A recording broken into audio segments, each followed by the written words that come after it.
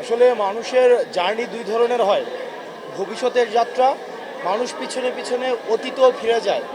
আমি জাদুঘরে আজকে ঢোকার পর থেকে এই পুরো সময়টা যতক্ষণ জাদুঘরে ছিলাম, আমি ৩৬ জুলাই থেকে ক্রমশ আমি জুনের ৫ তারিখ পর্যন্ত আমি পিছনে ফিরে গিয়েছি।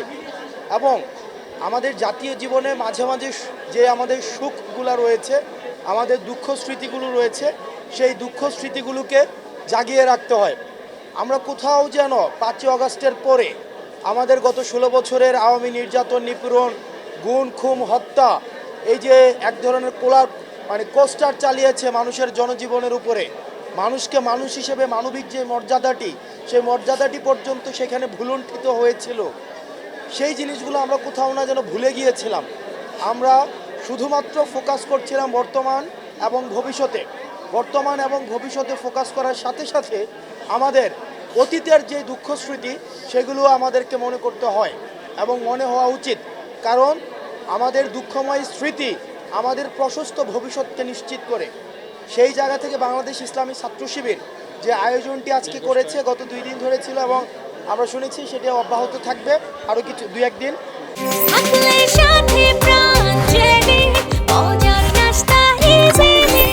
তো এটি আমাদের পুরো যে আমাদের journey to eradication of the fascism, আমাদের এই যে journey to eradication of the fascism, একদম ফেসিজমকে সমূলে উৎপাটনের যে আমাদের এই যে জার্নি, এটি কিন্তু শুধুমাত্র ৩৬ দিনের জার্নি ছিল না। এটি দীর্ঘ, আমরা যদি বলতে চাই, লগি বৈঠা থেকে শুরু করে ২০০৯ সালের বিরাজনীতিকীকরণ, পরবর্তীতে আমরা দেখেছি শাপলা হত্যাকাণ্ড, আমরা দেখেছি সেখানে মানুষকে একটা শিবির দেখেছি যে সেখানে একটা মানুষের পরিচয় যদি শুধু শিবির হয় তাহলে তাকে মেরে ফেলা জায়েজ।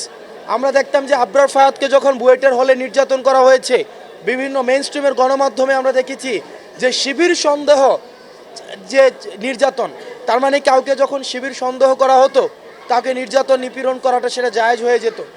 আমাদের এই যে লম্বা একটা লড়াই এবং সংগ্রাম, সেটা হচ্ছে ফেসিবাদের বিরুদ্ধে, সেটার সচিত্র উপস্থাপন আজকে এই জাদুঘরে হয়েছে এবং যেটার মধ্য দিয়ে আমরা ফিরে ফিরে ফেসিবাদের যে ক্ষতগুলো, এই ক্ষতগুলো আমরা জাতির সামনে আমরা উপস্থাপন করব এবং আমরা সবাইকে আহ্বান করব যার যার জায়গা থেকে, যার যার পর্যায় থেকে আমরা যেন এই ফেসিবাদের সচিত্র, এই ক্ষতগুলোকে জাতির সামনে আমরা তুলে ধরি। বাংলাদেশ ইসলামী ছাত্র শিবির যে আয়োজনটি করেছে সেটির জন্য আমরা তাদেরকে কৃতজ্ঞতা এবং সাধুবাদ জানাই এবং আমরা প্রত্যেকেই ফেসিবাদ বিরোধী যতগুলো শক্তি রয়েছে, আমরা আমাদের জায়গা থেকে এই ধরনের আওয়ামী যেই অন্যায়, অত্যাচার, নিপীড়ন, হত্যা এবং গুম খুনের যে ইতিহাসটি রয়েছে, এই ইতিহাসটি আমাদের জাতির সামনে তুলে ধরতে হবে।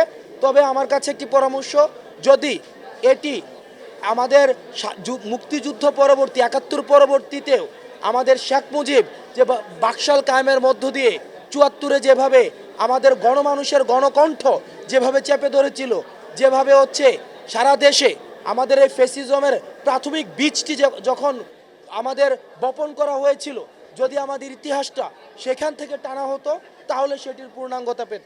আমরা আমাদের জায়গা থেকে এগুলো অব্যাহত রাখবো। যেমন 10ই ডিসেম্বর আমরা জানি মানবাধিকার দিবস রয়েছে, সেদিনও আমাদের নিজস্ব পরিকল্পনা রয়েছে। আর আমরা হচ্ছে কি যে এখানে একটা সেন্স অফ উইনেস ডেভেলপ হয়েছে ফেসিবাদের বিরুদ্ধে, সেন্স অফ উইনেস, ঐক্যবদ্ধ যে বিষয়টি, সেখানে প্রিন্সিপালসগত জায়গা থেকে অনেকে মতপার্থক্য করছে, কিন্তু এই যে আমাদের আয়োজনগুলো হচ্ছে ফেসিবাদের বিরুদ্ধে টেকনাফ থেকে তেঁতুলিয়া, রূপসা থেকে পাথুরিয়া, বাংলাদেশের যে কোনো প্রান্তে যে আয়োজনগুলোই হোক না কেন, সেই আয়োজনগুলো আমাদের সমন্বিত আয়োজন। ফেসিবাদের বিরুদ্ধে যে আয়োজন হবে না কেন, সেই জায়গা থেকে আমাদের এই আয়োজন, এমন ধরনের আয়োজন অব্যাহত থাকবে।